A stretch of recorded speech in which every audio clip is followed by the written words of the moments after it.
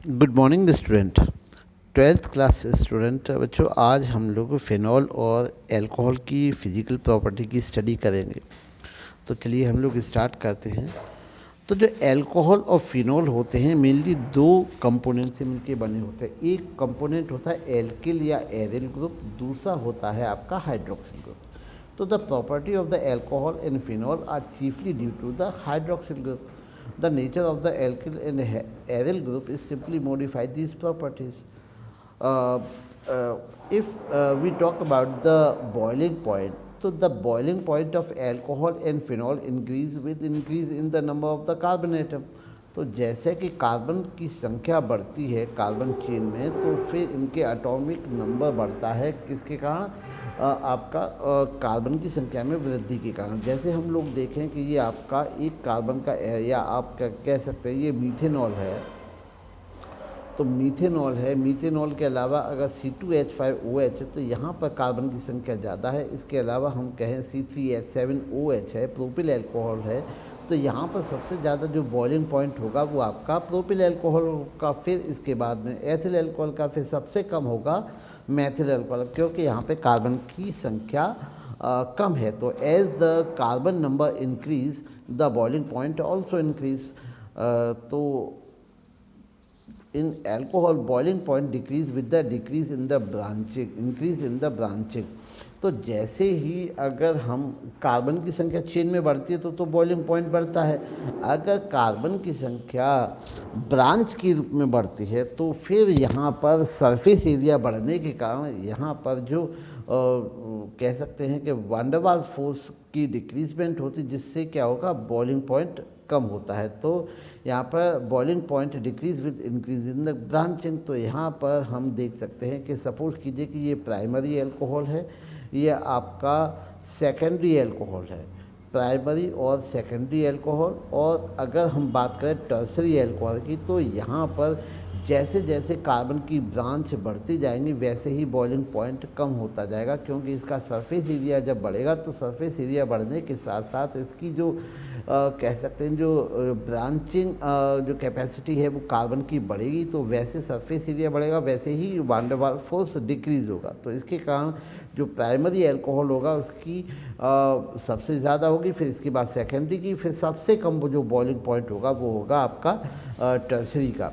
अगर हम बात करें दूसरा फैक्टर लें तो जो हाइड्रोक्सिल ग्रुप होता है, चाहे वो एल्किल ग्रुप से अटैच हो चाहे आपका फिनॉल ग्रुप से अटैच हो, तो यहाँ पर जो एल्किल ग्रुप होता है, एल्किल ग्रुप के साथ जो अटैच OH है वो इंटरमॉलिक्यूलर हाइड्रोजन बॉन्ड बनाता है। और इंटरमॉलिक्यूलर हाइड्रोजन बॉन्ड बनाने के कारण इनकी जो बॉइलिंग पॉइंट होता है वो काफ़ी अधिक होता है। तो क्लियरली हम लोग देख सकते हैं कि this is the structure of the phenol.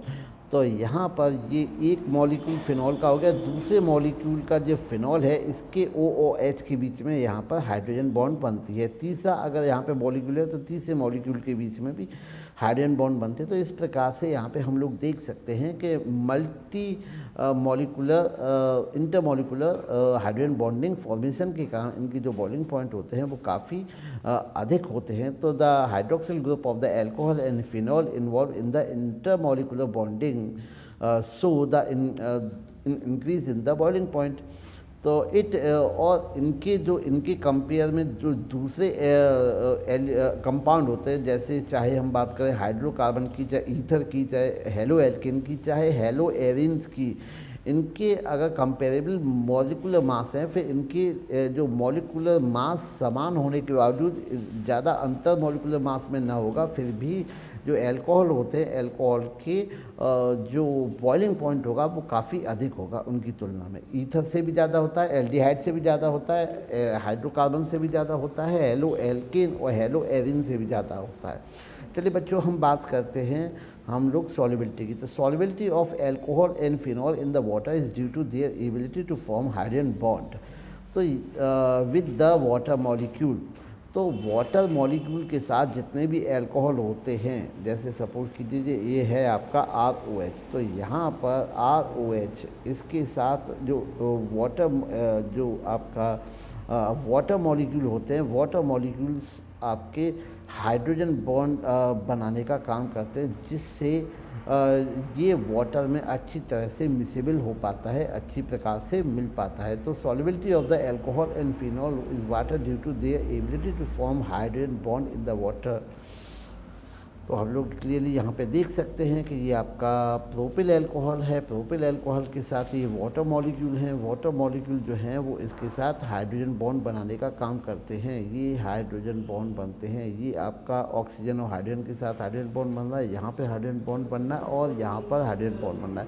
तो इस प्रकार से हम कहते हैं due to the formation of the hydrogen bond the solubility of water is very much than compare to other compound. तो इस प्रकार से बच्चों आप लोगों ने physical property of the alcohol देखी। उम्मीद है बच्चों को समझ में आई होगी। Thank you.